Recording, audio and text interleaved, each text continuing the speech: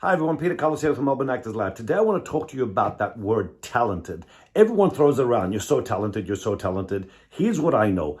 Talent without hard work will get you pretty much nowhere. Talent with a lot of work will get you there easier than the person who only has hard work.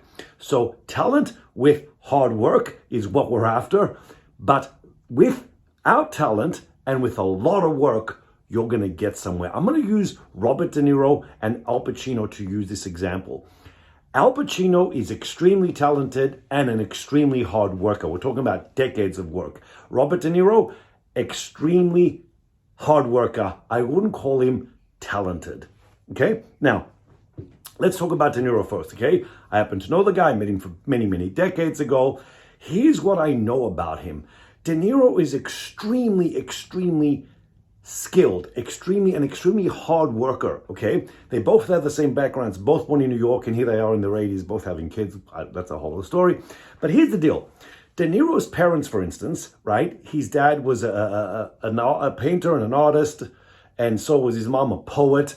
So one day De Niro said to me, look, there's a difference between a hippie and a beatnik. My parents, he said, were beatniks, meaning they were cultured, they were artists, they were educated, where a hippie just, smokes a joint all day long. So he was around that culture to begin with. Al Pacino wasn't, right? But Bob was around that culture. And what happened is very, very early on, he started learning how to act.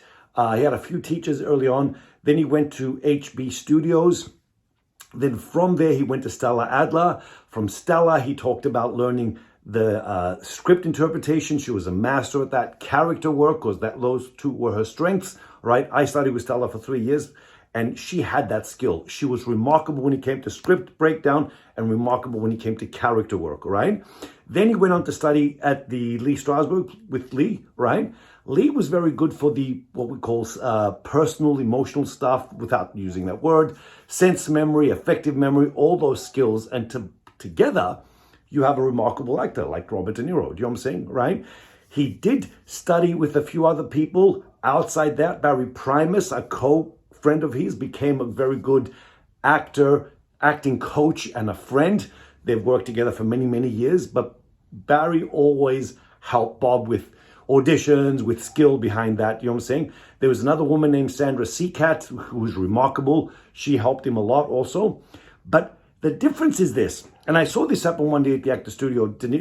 Barry Primus was interviewing both of them. He interviewed Bob first, and here's the difference. Barry would talk to him, and De Niro would, kind of answer with one or two words. Yes, no, where did you go up? I went there.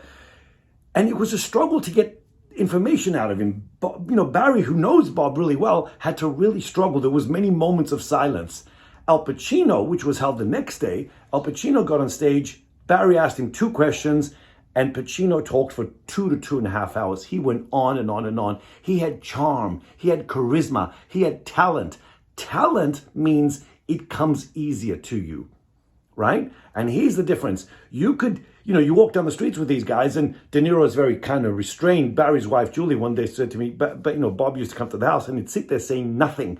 He's nervous. He's shy, all right? They once told me a story when he actually first went to HB Studios that everyone turned up with one headshot. De Niro turned up with 25, like a portfolio of them, trying to find which one's right, which one's not. That's not talent. That's him trying to find out, trying to figure it out. Do you know what I'm saying? All right? So you walk down the streets and Bobby's very restrained. Al Pacino will talk to people, will joke around, will crack a joke.